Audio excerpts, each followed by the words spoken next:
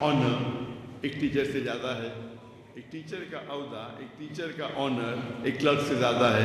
उसी तरीके से एक प्रिंसिपल की रिस्पॉन्सिबिलिटी, जिम्मेदारी एक टीचर से ज़्यादा है, एक टीचर की जिम्मेदारी एक क्लर्क से ज़्यादा है। अल्लाह सुब्हानहू व तआला हमें इस आयत में फरमाते हैं कुंतुम खैरा उम्मतिन उखरिजत लिन्नास, कि हम सबसे बेहतरीन उम्मा हैं सारी दुनिया में। क्या हमारे पास कोई जिम्मेदारी नहीं? अल्लाह ताला फरमाते तअमुरूना बिल मारूफ व तनहूना अनिल मुनकर व तु'मिनूना बिल्लाह, क्योंकि हम लोगों को अच्छाई की तरफ बुलाते हैं और बुराई से रोकते हैं और अल्लाह पे ईमान लाते हैं।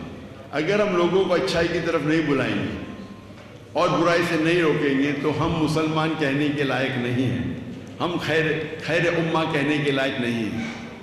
आज क्योंकि दुनिया में तादाद बढ़ रही है, अभी 8 बिलियन से ज़्यादा है और मुसलमान की तादाद तो माशाअल्लाह 25% से ज़्यादा हो गई, 2 बिलियन से ज़्यादा हो गई।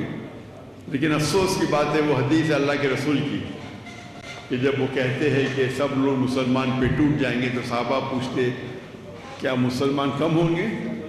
तो अल्लाह के रसूल फरमाते नहीं, हमारी तादाद बहुत है लेकिन हम छाछ की तरह हैं, विल बी लाइक फ्रॉथ।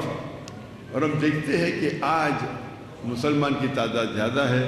अल्लाह ने हमें दौलत दी है, काला सोना दिया है। मेरे नज़दीक आज सबसे अमीर इंसान बिल गेट्स और जेफ बेजोस ने हमारे मुसलमान हैं। लेकिन अफसोस की बात है कि हम देखते हैं कि हम सब जगह से पिटे जा रहे हैं और हमको सब लोग फुटबॉल की तरह लात मार रहे हैं। और 57 मुल्क होने के बावजूद, 57 मुसलमान मेजर मुल्क होने के बावजूद हम अपना काम नहीं कर सकते। जब हम पे अटैक करते हम फ़लस्तीन की दिफा नहीं कर सकते। ये सब इसीलिए मेरे नज़दीक मैं समझता हूँ कि हम कुरान और हदीस से दूर गए। पहले देखेंगे आप, अल्लाह के रसूल का दौर था, खुलफा राशिदीन का दौर था, सहाबा का दौर था। हम तादाद में कम थे लेकिन हम टॉप पे थे। हम देखते हैं कि 8वीं सदी 9वीं सदी में यूरोपियन कहते थे डार्क एजेस, अंधेरे का दौर। किसके लिए? उनके लिए। मुसलमान इतनी चोटी पे थे कि अगर आपको साइंस टेक्नोलॉजी सीखना है तो लाजिम है कि आप अरबी ज़बान सीखें। तो गैर मुस्लिम अरबी ज़बान सीखते थे साइंस और टेक्नोलॉजी को जानने के लिए। और आज हम देख रहे हैं हमारी हालत क्या है। मैं समझता हूँ क्योंकि हम कुरान और हदीस से दूर जा चुके हैं। अल्लाह ताला फरमाते हैं सूरह इमरान में सूरह नंबर 3 आयत नंबर 103 में वातसिमू बिहब्लिल्लाहि जमीअन वला तफर्रक़ू, कि हम अल्लाह की रस्सी को मजबूती से पकड़े और आपस में न बटे। अल्लाह की रस्सी कुरान और सही हदीस। और हम देखते हैं कि हमारे माशरे में कई फिरके हैं।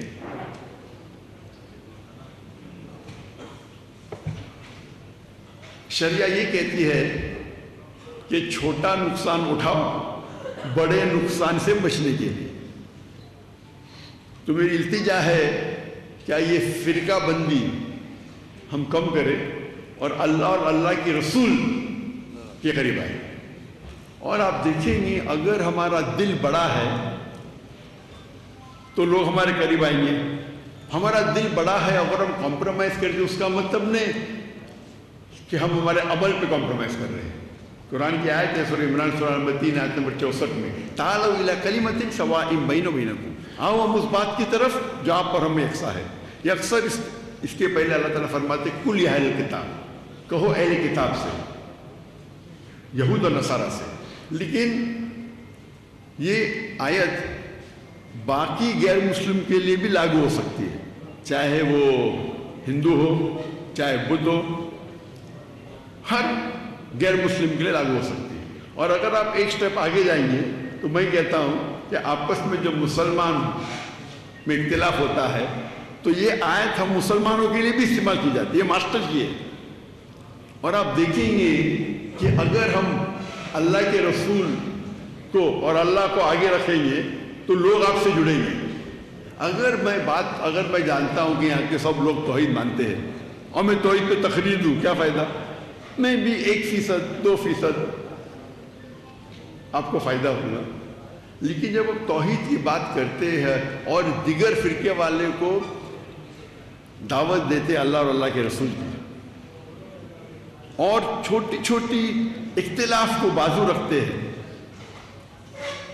تو آپ دیکھیں گے آپ کی دعوت اور مقبول ہوگی. اور یہ اصول ہے کہ فتنہ قتل سے اور بدتر ہے. تو آپ دیکھیں گے کہ میں شیخ دیدار صاحب سے متاثر ہوا اور دعوت کے میدان میں آیا تو پہلے جب شروع کیا میں ایک دم نرم تھا، کوئی رزلٹ نہیں. پھر میں ماشاءاللہ ایک دم شیر بنا دیدار صاحب سے زیادہ. اس کے بعد پتہ چلا جو آیت میں پڑھتا ہوں، ادعو الی سبیل ربک حکمہ، حکمہ سے بات کرو، کبھی نرم، کبھی گرم، کبھی سخت، لیکن اکثر نرم ہونا چاہیے. ضرورت ہے تو شیر کے جیسی بات کرو، لیکن شیر کو گرجنے کی ضرورت نہیں. وہ جنگل میں آ جاتا ہے تو لوگ سمجھ جاتے ہیں کہ یہ شیر ہے، گرجنے کی ضرورت نہیں. تو ہم اگر اس طریقے سے، ہمارا مین مقصد ہونا چاہیے کہ اللہ اور اللہ کے رسول کی طرف آئے، نہ کہ وہ ڈاکٹر ذاکر نائک کی تعریف کرے. اگر میں چاہتا ہوں ڈاکٹر ذاکر نائک کی تعریف کرے تو دنیا میں شاید مجھے تھوڑا شہرت مل جائے، لیکن آخرت میں بہت مشکل ہے. ہماری رضامندی ہے اللہ کی رضامندی. تو میں یہ نہیں کہتا ہوں کہ عقیدے پہ کمپرومائز کرو، کبھی بھی نہیں کہتا ہوں اور کبھی نہیں کروں گا. آپ نے دیکھے جب اسلام آباد میں خواتین آ گئے تو میں میرے حجاب نہیں توڑ سکتا ہوں، میں اتر گیا، دنیا مجھے گالی نہیں چلے گی. اور اگر میں قرآن حدیث پہ سخت ہوں، ضروری نہیں ہر انسان سخت ہو. آپ جب دعوت دیں گے تو اللہ کی طرف بلاؤ، لیکن نہیں میں جیسا ہوں میں ہی صحیح ہوں، یہ پرابلم، میں بھی صحیح ہوں بولنا چاہیے. اور اختلاف ہے جب ایک ہوتا ہے فرد، ایک ہوتا ہے افضل. تو فرض کے اوپر آپ زور دو، مجھے اعتراض نہیں. افضل پہ کیوں زور دے؟ آپ افضل پہ زور دینے جاتے ہیں تو کیا ہوتا ہے؟ اختلاف ہوتا ہے، آپس میں جھگڑا ہوتا ہے، فتنہ پیدا ہو جاتا ہے. تو آپ کو، اور آپ بڑے بڑے علماء سے جب ملیں گے، مثال کے طور پہ آپ اگر مدینہ یونیورسٹی جائیں گے، ان کے علماء کے ساتھ بیٹھیں گے، مثال کے طور پہ شیخ سعود اشرف، ماشاءاللہ جتنے ائمہ ہیں حرم کے، میں سب سے زیادہ ان کی عزت کرتا ہوں. اور جب وہ بمبئی میں آئے تو ہم ان کو مختلف مساجد میں لے کے گئے، حنفی کے، شافی کے، اہل حدیث کے، جماعت اسلامی کے، اور وہ مانے بولے جانا چاہیے. اور سب لوگ احترام کرتے ہیں کیونکہ وہ امام کعبہ ہے. اور ہم جانتے ہیں کہ جب آپ مسافر ہیں تو افضل ہے کہ عصر کی نماز 4 رکعت کی 2 رکعت ہوتی ہے.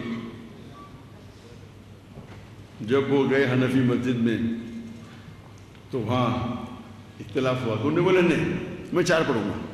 انہیں نہیں کہا 2 ہی پڑھوں گا، افضل نہیں کروں گا. کیونکہ اگر وہ کہتے تھے نہیں میں 2 ہی پڑھوں گا، کیونکہ 4 پڑھنا بھی جائز ہے، افضل ہے 2 رکعت پڑھنا. تو ایسے موقع پہ ایک عالم یا ایک مسلمان کو جاننا چاہیے کیا افضل ہے، کیا فرض ہے. میرا اصول میں کبھی بھی کمپرومائز نہیں کرتا ہوں.